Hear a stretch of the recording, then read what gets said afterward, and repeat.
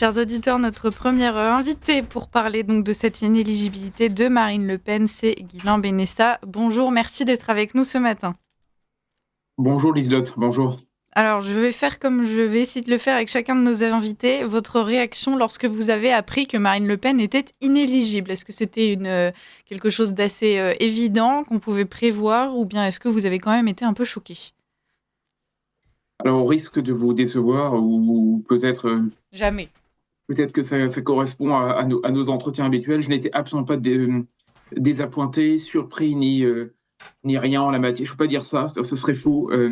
En réalité, vous savez ce qui était terrible, c'est que la semaine dernière, on a une décision du Conseil constitutionnel vers laquelle tous les regards étaient braqués en s'imaginant que le juge allait trouver matière, les juges pénaux donc d'hier, le juge pénal allait trouver matière pour extirper Marine Le Pen du piège de l'inéligibilité. Donc ça veut dire qu'il aurait fallu croire qu'en quelques jours, l'une des questions posées par le Conseil soit réglée en faveur de Marine Le Pen. Je reste général, mais c'était ça l'idée. C'était est-ce que ça jouera en faveur de Marine Le Pen? Et au risque de ne pas peut-être vous étonner ou de ne pas vous étonner, je ne pensais pas une seule seconde, sincèrement, que qui que ce soit dans ce tribunal avait envie de sortir Marine Le Pen des griffes du judiciaire et de lui permettre de se présenter. Je ne dis pas que c'était forcément joué d'avance. Maintenant, très honnêtement, vu on va peut-être en parler, hein, l'évolution de la justice, le piège de l'état de droit. J'en parle depuis des années, j'ai écrit sur ce sujet depuis Oui. des années. La constellation des planètes entre le cas roumain, désormais le cas français. La façon dont l'Europe est en train de taper sur les doigts de tous les récalcitrants. La manière dont il y a quelques temps on a fait sauter C8 et maintenant on fait sauter Marine Le Pen en prévision de 2027. Très honnêtement, je ne voyais pas la fumée blanche d'un verdict favorable sortir hier. Malheureusement, ça m'a donné raison et voilà ma réaction un peu longue, Liselotte, mais la voilà telle qu'elle était hier à l'annonce de ce jugement. Non, mais c'est très bien. Alors, vous avez présenté brièvement tous les points que je voulais aborder avec vous, mais commençons par l'Europe. On peut entendre une petite musique, même de la part de personnalités de droite ou autres, même de partisans plutôt, enfin de ce qui aurait pu être des partisans de Marine Le Pen, des gens qui disent oui mais voilà, elle a fauté et c'est bien normal. Il y en a marre en même temps de ce gouvernement, ils sont tous pourris, donc eh ben, il faudra appliquer le même couperet à tout le monde. Donc s'ils tombent tous, tant mieux. Et puis si Marine Le Pen est dans le tas, eh ben, c'est comme ça. En réalité, il faut peut-être ressouligner que toute cette attaque, elle part de l'Union européenne, qui n'accepte pas que certains collaborateurs parlementaires travaillent pour un élu qui fait partie d'un parti, c'est le cas de le dire, élu par des Français, et que donc c'est impossible de scinder le travail d'un collaborateur parlementaire entre le travail qu'il fournit pour son parti et pour l'Union européenne, puisque par essence les deux sont liés. Aujourd'hui, ce que l'Union européenne veut veut imposer, c'est qu'il existerait des salariés de l'Union européenne complètement détachés de leur pays, des électeurs et de leur parti. Ça semble assez incohérent. Écoutez, je pense sur la question, restons une seconde effectivement sur la question de l'Europe, parce que tout se joue au niveau de savoir qu'est-ce qu'on fait de l'argent qu'on touche au niveau du Parlement européen, qu'est-ce que les partis peuvent faire des subsides qu'ils touchent au niveau du Parlement européen. En fait, c'est très simple, que dans le principe, Marine ou pas Marine, franchement, ne nous arrêtons pas là-dessus sur la personnalité Mm. ou non de Marine Le Pen.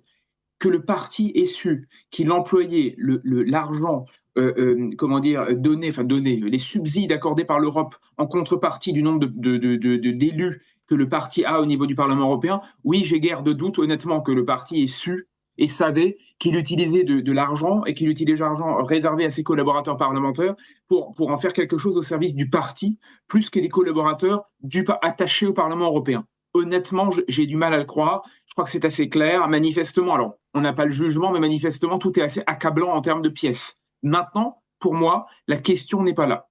Et là où vous avez raison, c'est qu'il y a matière à s'interroger sur un point précis, et un point très précis.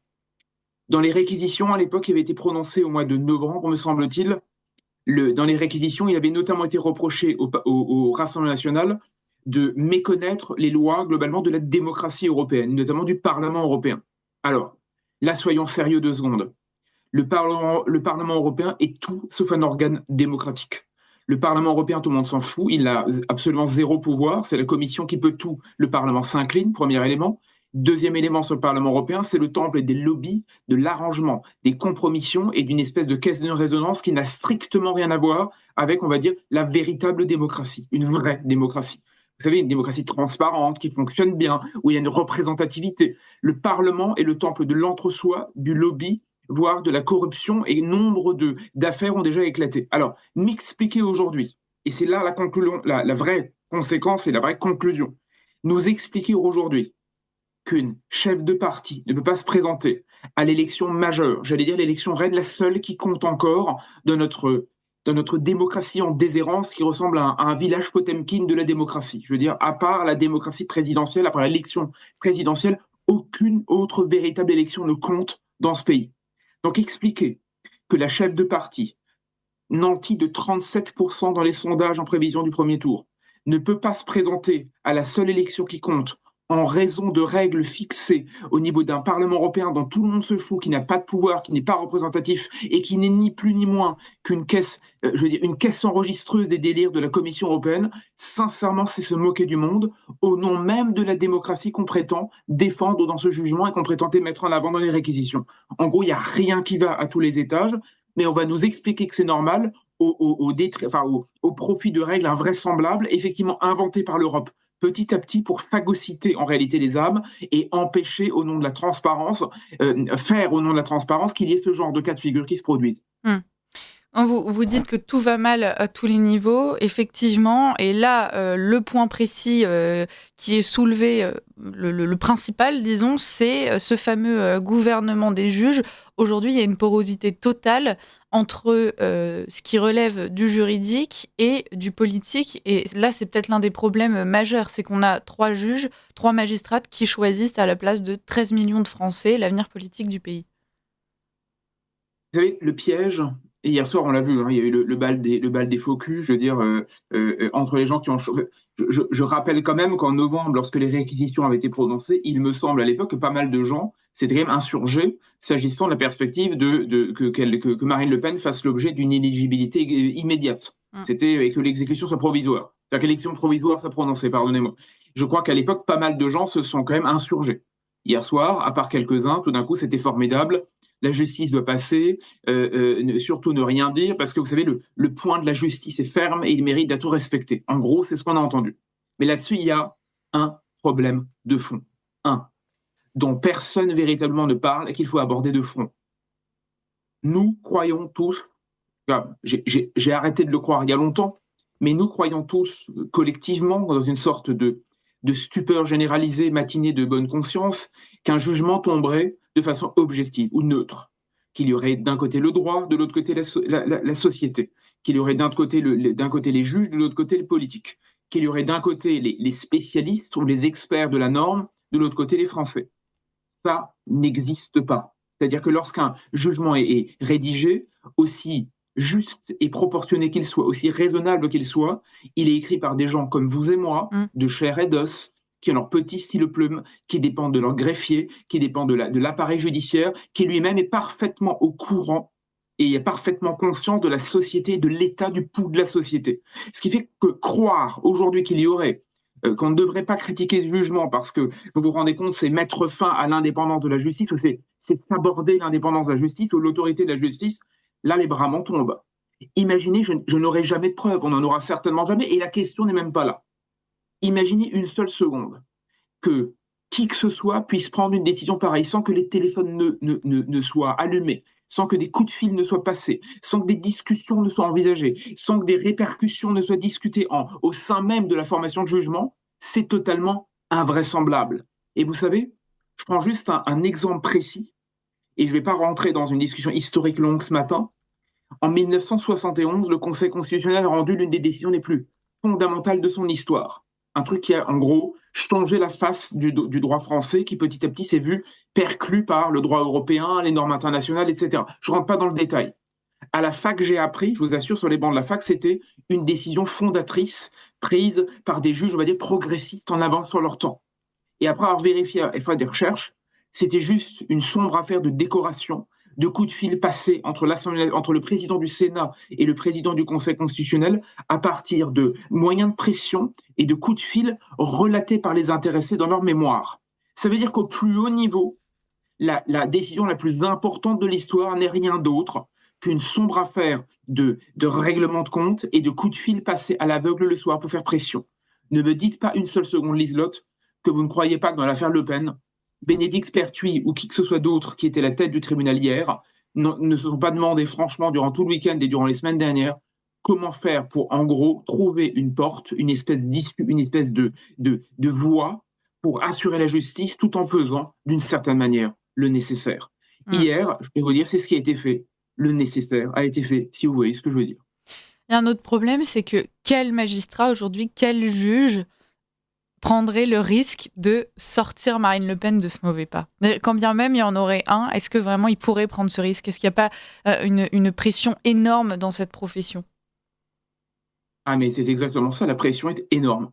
Alors, vous savez, la pression est énorme, mais la démocratie, ça existe. C'est-à-dire, j'entends la chose, je me doute que c'est très compliqué, que se déjuger désormais est d'autant plus compliqué, et que la cour d'appel qui sera saisie va devoir euh, prendre position dans un calendrier particulier, parce que maintenant, Marine Le Pen hier a annoncé qu'elle ferait appel, ce qui veut dire techniquement, je ne veux pas rentrer dans dans des détails de procédure, mais ce qui veut dire que on est parti pour rejouer le match à fond la caisse. C'est-à-dire que la cour d'appel va être saisie du fond, d'accord? Donc la cour va rejuger l'affaire ou va rejouer le match une deuxième fois, ce qui signifie qu'on va remettre les pièces sur la table, les annexes, rediscuter.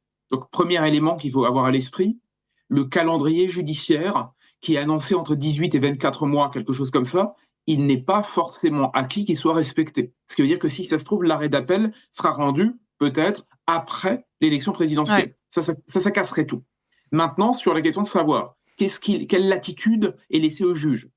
Vous savez, on ne peut pas s'empêcher, alors pas mal de gens le disent depuis longtemps maintenant, le mot est sorti, la formule est sur toutes les lèvres, la fameuse phrase de Mitterrand, les juges ont eu la peau de la monarchie, ils auront la peau de la République. La phrase qu'il aurait prononcée lors du dernier Conseil des ministres avant son départ.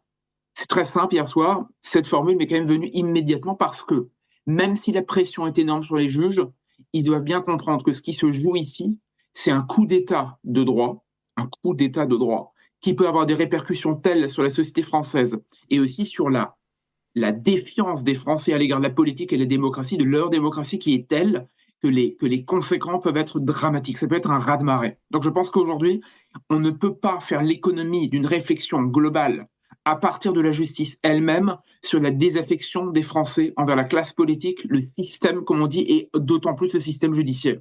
Si les juges ne se rendent pas compte, je le disais tout à l'heure, qu'ils sont les premiers maillons de notre société, qu'ils font partie intégrante de la société française, qu'ils ne sont pas à côté, en surplomb, à distribuer les bons points, on n'en sortira jamais, parce que premièrement, l'électeur français est le premier perdant, de droite, de gauche et d'ailleurs, parce que c'est la démocratie française qui est perdante, donc tous les électeurs hier ont perdu, même à gauche.